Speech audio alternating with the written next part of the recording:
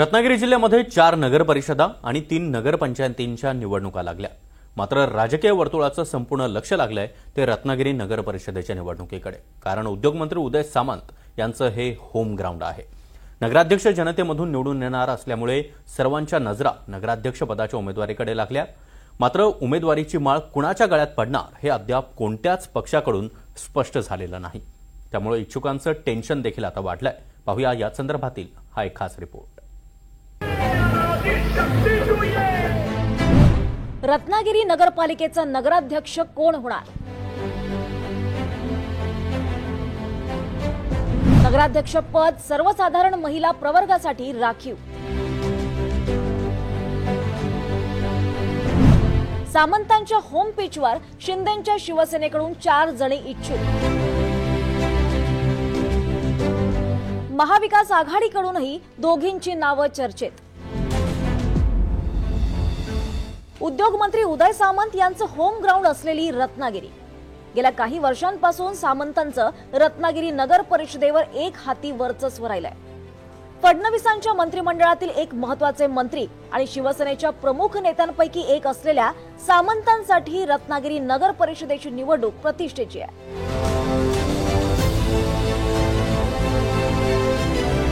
रत्नागिरी नगर परिषदेत गेल्या निवडणुकीत स्थिती काय होती? 8 वर्षांपूर्वी म्हणजे 2017 साली 30 जागा असलेल्या रत्नागिरी नगर परिषदेत एक संघ असलेल्या शिवसेनेचे 17 नगरसेवक निवडून आले होते। याशिवाय भाजपचे 6, राष्ट्रवादी काँग्रेसचे 5 आणि 2 अपक्ष नगरसेवक निवडून आले होते। तर शिवसेनेचे राहुल पंडित नगराध्यक्ष म्हणून थेट जनतेतून निवडून आले होते। त्यांनी 2019 मध्ये राजीनामा दिल्यामुळे झालेल्या निवडणुकीत शिवसेनेचेच प्रदीप उर्फ बंड्या साळवी नगराध्यक्ष म्हणून निवडून आले होते। आता शिवसेनेच्या फुटीनंतर बहुसंख्य सदस्य हे उदय सामंत यांच्या बरोबरच आहेत। यावेळी नगर परिषदेचे 16 प्रभाग असून 32 नगरसेवक निवडून जाणार आहेत। तर रत्नागिरी नगर परिषदेचं नगराध्यक्ष पद हे सर्वसाधारण महिला प्रवर्गासाठी राखीव आहे।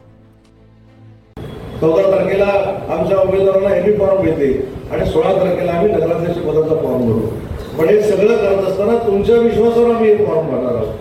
तुमच्या जीवावर, तुमच्या ताकदीवर माझ्यासारखा कार्यकर्ता ज्यावेळी महाराष्ट्रामध्ये काम करतो त्यावेळी तुमच्याच ताकदीवर महाराष्ट्रात काम करत असताना ही नगरपालिका देखील आमच्या सगळ्यांच्या ताब्यामध्ये असणं ही काळाची गरज बनलेली आहे। आणि महाराष्ट्रात गरज असताना नगरपालिका जर माझ्याकडे नसेल तर शेवटी चित्र वेगळं निर्माण होईल। आणि म्हणून रत्नागिरीकरांना मला विनंती करायची आहे की इतकी वर्ष ही नगरपालिका तुम्ही माझ्या हातामध्ये ठेवली आणि माझ्या पक्षाच्या हातामध्ये ठेवली। आज मला देखील आवाहन करायचं आहे की 2 तारखेला ज्यावेळी मतदान होईल आणि 3 तारखेला रिझल्ट लागेल समोरच्याचं डिपॉझिट घालून ही नगरपालिका महायुतीच्या ताब्यामध्ये। दरम्यान रत्नागिरी जिल्ह्यात महायुती म्हणूनच निवडणूक लढवली जाणार आहे। मात्र शिवसेनेचं जिल्ह्यातलं प्राबल्य पाहता रत्नागिरीच्या नगराध्यक्ष पदाची जागा शिंदेंच्या शिवसेनेच्या वाट्याला येणार हे जवळपास नक्की आहे। त्यामुळे शिंदेंच्या शिवसेनेत नगराध्यक्ष पदासाठी अनेक नावं चर्चेत आहेत। माजी नगरसेविका आणि पक्षाच्या महिला जिल्हा संघटक शिल्पा सुर्वे, गेली 6 टर्म नगरसेविका राहिलेल्या स्मितल पावसकर, माजी नगरसेवक वैभवी खेडेकर आणि राष्ट्रवादीतून शिवसेनेत आलेल्या सुदेश मयेकरांच्या पत्नी ॲडव्होकेट समृद्धी मयेकर यांची नावं नगराध्यक्ष पदासाठी आघाडीवर आहेत। मला कामाचा अनुभव बघता 30 वर्ष काम करत असताना मला पक्षश्रेष्ठी आमचे रत्नागिरी जिल्ह्याचे नेतृत्व, रत्नागिरी जिल्ह्याचे पालकमंत्री माननीय नामदार उदयजी सामंत साहेब ह्या माझ्या पदाला, नगराध्यक्षपदाला योग्य न्याय देतील आणि मला ते नगराध्यक्षपदाची उमेदवारी मिळेल अशी मला 100% खात्री वाटते।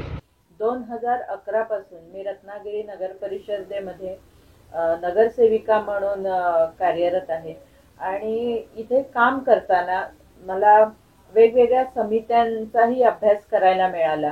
प्रशासनाच्या बाबतीत सुद्धा खूप चांगलं म्हणजे प्रशासन कसं चालवायचं याचाही मला चांगलं अभ्यास करायला मिळाला। आणि या सगळ्याचा विचार करता आता ही महिला म्हणून आलेली जी संधी आहे या संधीचं सोनं करण्यासाठी मी रत्नागिरी नगर परिषदेचे नगराध्यक्ष म्हणून या निवडणुकीसाठी सामोरं जाण्यासाठी इच्छुक आहे। एकीकडे महायुतीत ही स्थिती असताना दुसरीकडे महाविकास आघाडीत ही जागा कोणाच्या वाट्याला जाणार हे अद्याप स्पष्ट नाहीये। शिवसेना ठाकरे गटाचे उपनेते आणि माजी आमदार बाळ मानेंच्या सुनबाई शिवानी सावंत माने यांचं नाव चर्चेत आहे. त्या पहिल्यांदाच निवडणुकीला सामोरं जात असून शहरात त्यांनी पदयात्रेद्वारे प्रचारही सुरू केलाय. तर राष्ट्रवादी काँग्रेस शरद पवार पक्षाचे नेते बशीर मुर्तुजा हे देखील आपल्या पत्नीला नगराध्यक्ष पदाची उमेदवारी मिळावी यासाठी आग्रही आहेत. आम्ही सगळ्या शिवसेनेच्या कार्यकर्त्यांशी चर्चा करूनच व त्यांचं मत घेऊनच या निवडणुकीत पुढे पाऊल टाकलेलं आहे. उद्धवजींशी सुद्धा आम्ही या बाबतीत चर्चा केलेली आहे. त्यांचा सुद्धा पूर्ण पाठिंबा आहे आम्हाला. आणि महाविकास आघाडीतील बाकीचे जे पक्ष आहेत हे सुद्धा आमच्यासाठी माझ्या नावासाठी तयार असतील व आम्हाला त्यांचा पाठिंबा असेल अशी मी अपेक्षा करते. आमची रत्नागिरी शहरात पदयात्रा चालू आहे परिवर्तनासाठी. त्यामुळे रत्नागिरीच्या जनतेला हे परिवर्तन हवंच आहे आणि एक युवा चेहरा आणि महिलांमध्ये एक नवीन नेतृत्व ह्याच्यासाठी मी नगराध्यक्षपदासाठी इथे उभी आहे. राष्ट्रवादीने दावा केलेला आहे की नगराध्यक्षपदासाठी राष्ट्रवादी काँग्रेस शरदचंद्र पवार पक्षाचा विचार व्हावा. कारण गेल्या ज्या 2 निवडणुका झाल्या, लोकसभा आणि विधानसभा, या दोन्ही निवडणुकीमध्ये उमेदवार जे होते ते उद्धव बाळासाहेब ठाकरे शिवसेनेचे होते आणि त्यांना पूर्णपणे राष्ट्रवादीने पाठिंबा देऊन त्यांचं काम राष्ट्रवादीने आणि काँग्रेसने दोन्ही पक्षांनी मिळून केलं होतं. जी राष्ट्रवादी आणि काँग्रेस पक्षाची पारंपरिक मतं आहेत ती सर्व मतं प्रत्येक ठिकाणी 99% झालेल्या मतदानातून 99% मतदान आम्ही त्यांना करून घेतलं होतं.